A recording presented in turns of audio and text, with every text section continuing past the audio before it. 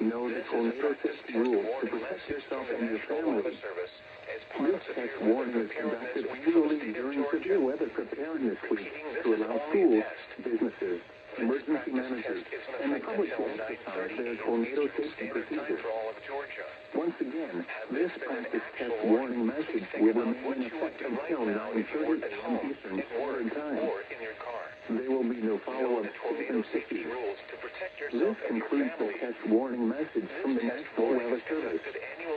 We now return to our normal weather broadcasting. Schools, businesses, emergency managers, and the public to exercise their tornado safety procedures. The current time is 9:01 a.m. Eastern Standard Time. Until 9:30 a.m. Eastern Standard Time. There will be no follow-up statements issued. This concludes the test warning message from the National Weather Service. We now return to our normal weather broadcasting.